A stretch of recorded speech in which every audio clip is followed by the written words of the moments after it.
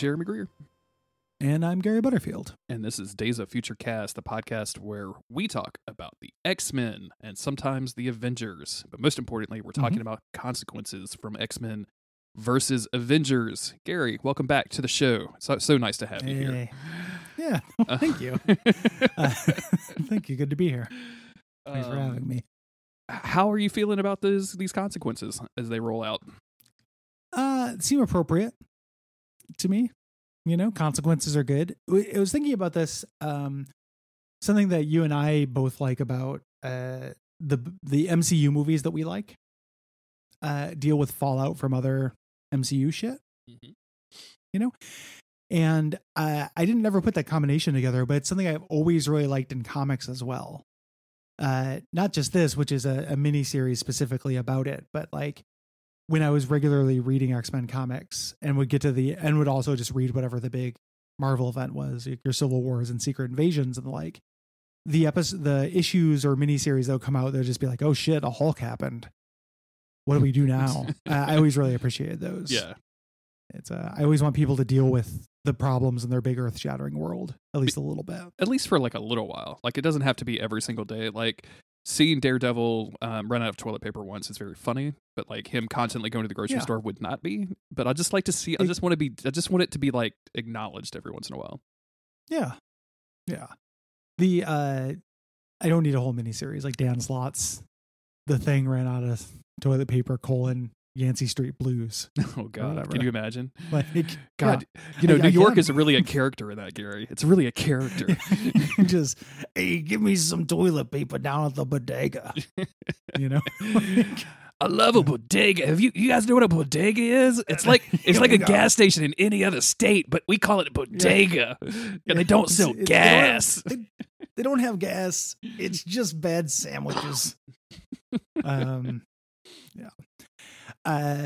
It's when I have a friend who lives in New York, and when he first started talking about like bodegas, I lost my mind because the way he talked about them really described them as if they wouldn't be a convenience store. Yes. Yeah. You know, a convenience store that's a little bit more grocery store energy. Mm-hmm. You know, sometimes has a hot bar, but I was expecting something wondrous. Yeah. When I went there based on him talking about, oh, we'll just go to the bodega. It's great. And it was a Stop and Shop. Yeah.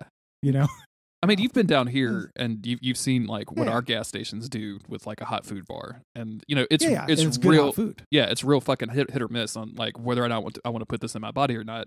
And some of it is really fucking good. But at the same time, it's still like a gas station making some above average food. Like that's to me is like some stuff up. That's the best a bodega could be, except it might have a cat in it. Like that's it. Yeah, yeah. They have a cat, and somebody's gonna be mad and be like, "We haven't had the sandwiches from." You know, hey, dude, I can eat a chopped beef. I can get a chopped beef wherever I fucking want to. You know what else I can do? Yeah. I can buy beef and chop it my fucking self. It's not that fucking hard of a sandwich to make, okay? Yeah. It's also if the idea is you haven't had, you know, a Sully's sandwich or something like that, like guilty. Yeah. If I haven't been to that specific corner, you got me. I don't know, man. I have the times that I've visited, because I've got a friend that lives in New York as well, and we go up there with like the intention of like, this time we're gonna do the tourist stuff. We're gonna go see the Statue of Liberty. We're gonna go do the blah blah blah blah. And then every time it's just we're going to get drunk all day and eat at random restaurants and random places. So I've like eaten a chopped beef at a bodega before and it was delicious and great. And like, but also like I've had a fucking slice of pizza on Bourbon Street after fucking Mardi Gras and it was just as good. You know what I'm saying? Yeah, like, it's still just a sandwich. There's something really deeply obnoxious about New York folk. And in my experience, it's not native New Yorkers. It's people who moved to New York. Yep. Agreed. Who didn't have an identity before that, you know, and now we're like, oh shit, like I get to talk about how I live in the only place that's worth living in, you know. It is wild. It's wild. The bagels, it's the water. Okay, whatever. Yeah, who cares? Yeah. Anywho, yeah. I bet you Atlantis is like that as well. Oh yeah, I bet there's some just like, segueing us into. I bet there's some people that move to Atlantis that are like, oh my god, you should see it down here. It's so beautiful with all of the kelp. You haven't had seafood until you've had Atlantis seafood. It's fresh. It flies into your mouth. I mean, like you would think that of all people, the Atlanteans would be like, no seafood. I'm sorry. Like we only eat beef here. Yeah, we're kind of seafood. They just bring down little cows in scuba suits. Yeah, perfect. Little grazing cows in the little scuba suit. Perfect. They're like floating. It's real cute. I hate to tell you this, Gary, but what we're describing is Jar Jar's Underground City from episode 1. Damn it. I hate to tell you this, but we're cribbing from the master himself, George Lucas. Me so bummed out. Must quit podcasting now that we've accidentally invented Star Wars again. Oh no.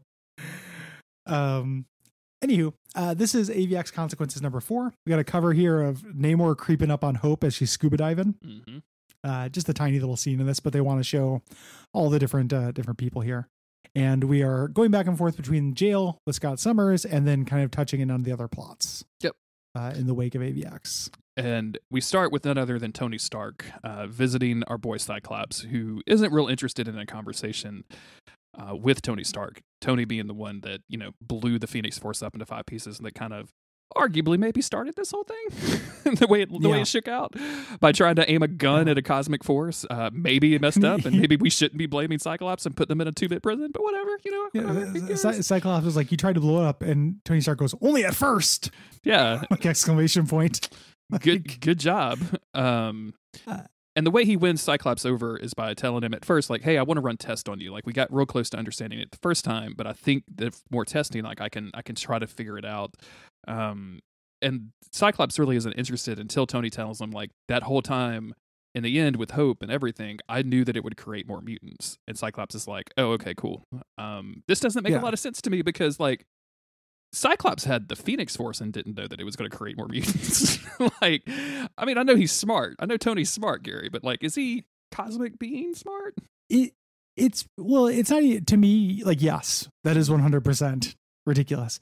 It's also, I think that Tony might be lying. Yeah. Here, because that's not above him. This character isn't, it's not Captain America or whatever. The other thing is that I would think that if he knew it would create new mutants, he would have at some point attempted to tell Cyclops that when Cyclops had the Phoenix. Yeah. Like, let it go. go. Be like, hey, actually, give it to Hope. I can, yeah. Give it to Hope. It'll do the thing that we want. And he could have told Hope that, Mm-hmm. and if he had just shared that information, maybe a lot of people wouldn't have died. Like a bunch of Wakandans would be real happy right now. Oh yeah, absolutely. At this point. So I think maybe he's lying to get the results, but this thread doesn't really go anywhere. Mm-mm. It's just to give, maybe they do stuff with Iron Man having these results in other comics, but it's to give Cyclops a way to be away for an incident. Yeah. A little bit later. We switch over to the Peak, which is Sword's like orbiting space station where they keep Earth, quote unquote, safe from alien excursions.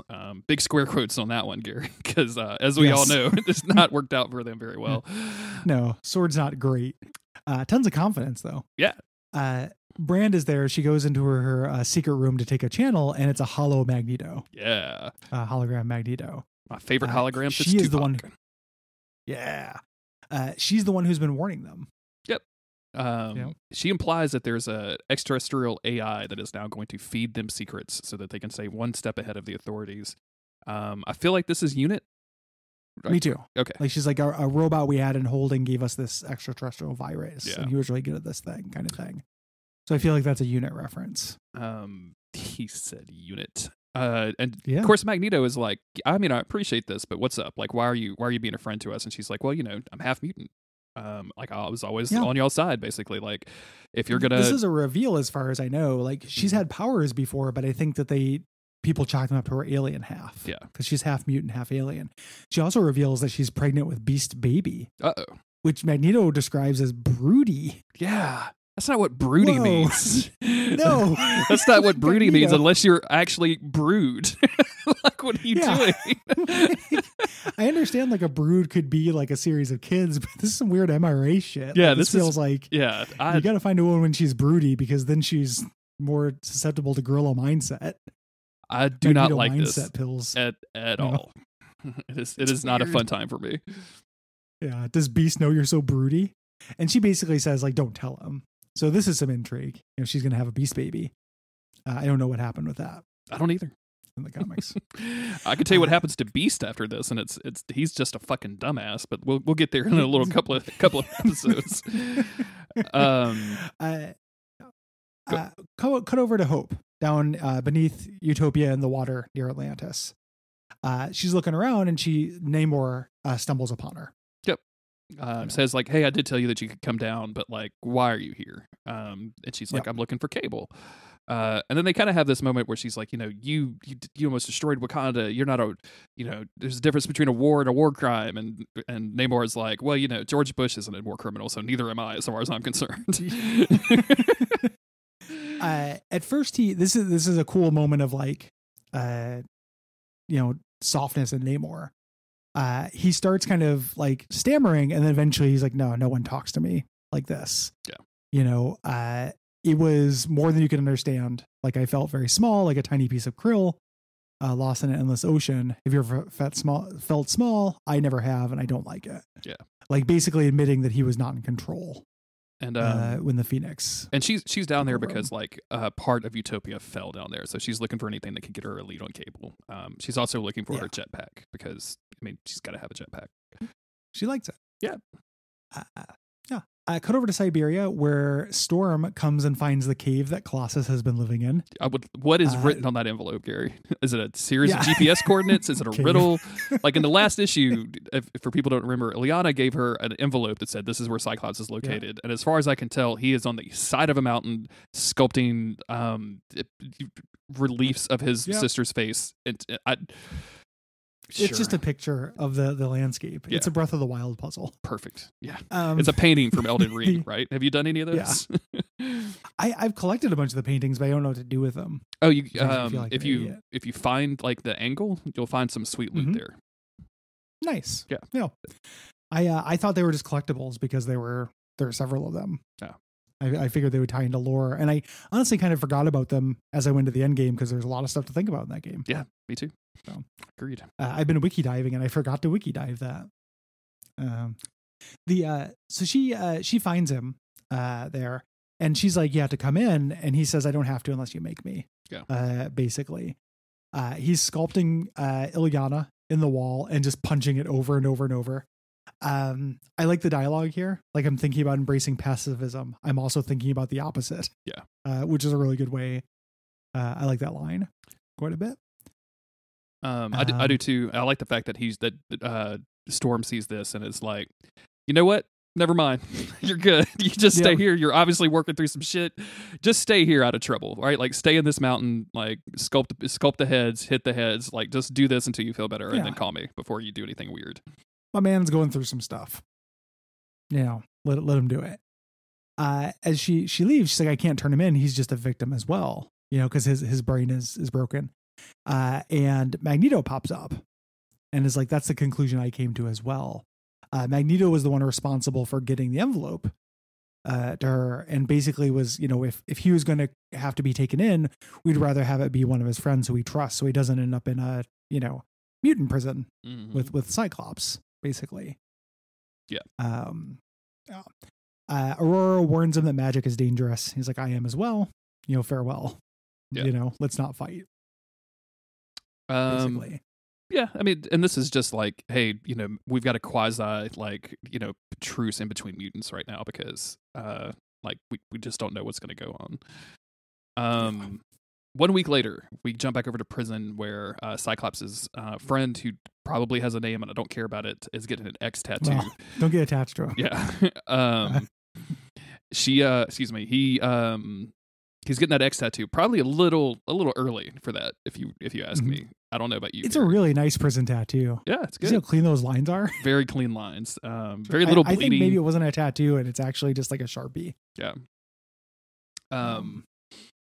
And they're basically just talking about like how cool it's going to be in this school when Cyclops gets brought over to do more to Tony Stark testing, and then that's when this dude gets Jake, his name is right there. Jake gets iced, stabbed in the tummy, super shanked. Yeah, super shanked.